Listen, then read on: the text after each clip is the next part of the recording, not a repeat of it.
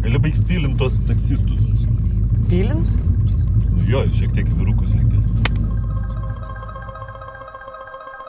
Anupras Jucius, dabartinis teatro menas direktorius, pagal profesiją aktorius ir toliau aktyviai tuo dirbantis. Neužilgo būsimas vėl studentas. Retkarčiai šviesų dailininkas. Retkarčiai stalius. Retkarčiais kompiuterinės technikos žinovas, programuotojas, grafinis dizaineris. Kartais žmogus, su kuriuo pasikalba kiti žmonės. Kaip jau minėjau, vienam straipsnį buvau išsakęs, kad pradėjau knisti savo šaknis iki pat darželio laikų, kuomet buvau mėnulis vienam spektaklį. Aš jau pats neatsimenu, tik nuotraukas yra. Bet iš esmės tai pradžia kokia. Aš supratau, vat ir šiandien kalbėdamas. Buvau visą laiką vedamas į teatrą.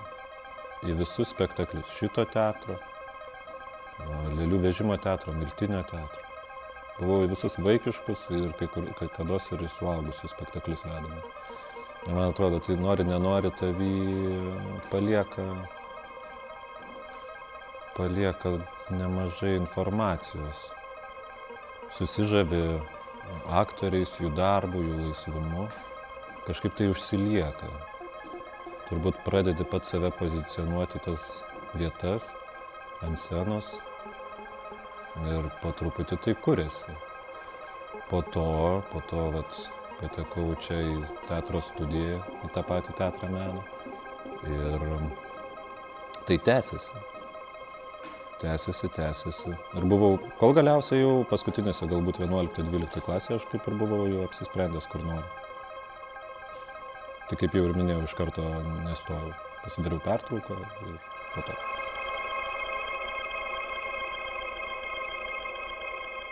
Iš aktorinės pusės, tai būtent pasiruošimas prieš spektaklį. Jisai vyksta labai įvairiai. Labai neretai būna, kad kaupiuosi vienas su muzika. O muzika ir aplinkybės, kaip kaupiuosi, dažniausiai priklauso nuo paties personažo. Pagal tai atsirenku muziką. Arba būna variantų, kada reikia suvaidinti tam tikrą sceną ir tuomet tu pasirenki muziką pagal tos scenos aplinkybės. Nes tu personažą analizuoji, giliniesi į tai, kame jisai gyvena, susitinki su įvairiais žmonėm, kurie susiję su to tavo kuriamo personažo aplinkybėmis. Diskutuoji, analizuoji ir galiausiai susiveda tas galutinis bendras vaizdas, iš ko susikuria personažas ir tuomet aš jam pasirenku muziką, su kuria kaupiuosi. Didžiausias jėgų antplūdis turbūt įvyksta scenoje. Ne prieš, ne po. Jo, bet jau pačiame veikime.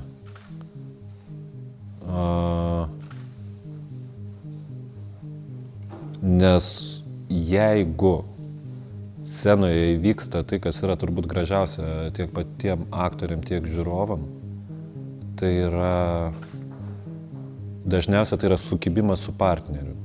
Ir kuomet yra absoliutus žinojimas, ką tu darai, ką tavo partneris daro, matai čia dabar, girdi, jauti. Ir jūs tiesiog pradedat žaist šitai, pagaunat tą draivą, va tada yra didžiulis jėgų antplūdis, kuomet yra galybė, kuomet tu su kitais žmonėm gali vardan vieno tikslo pasiekti tą galybę. Čia yra turbūt tas pats jausmas, ko aš aišku niekada nesužinosiu, kas yra stovėti Baltijos kely. Tai yra vienybės kažkokios jėgos, tvirtybės. Ir va tada atsiranda labai daug jėgų, gali padaryti bet ką. Visi yra menininkai, bet tik menininkai tai žino.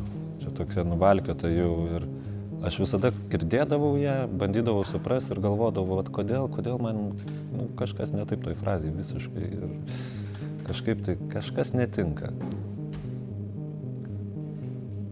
Taip aš su viskom darau iš esmės. Aš pajuntu, kad tai yra ne iki galo man priimtina.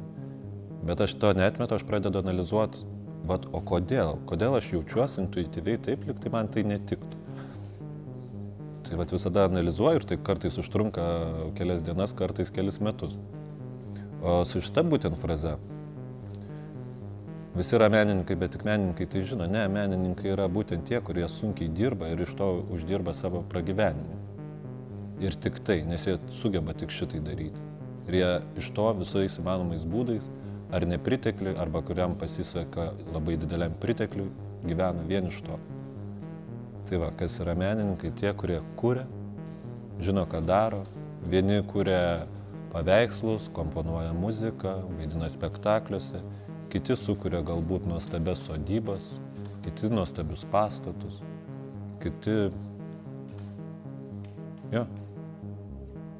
Tai tie menininkai, kurie sudeda visą savo gyvenimą vardant kažkokios veiklos. Yra menas gyventi, yra menas kurt santykius su kitais žmonėmis. Čia visame tame yra to meno.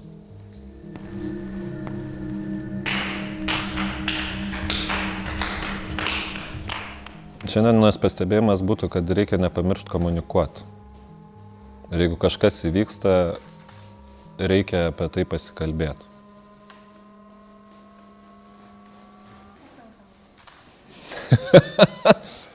Gerai.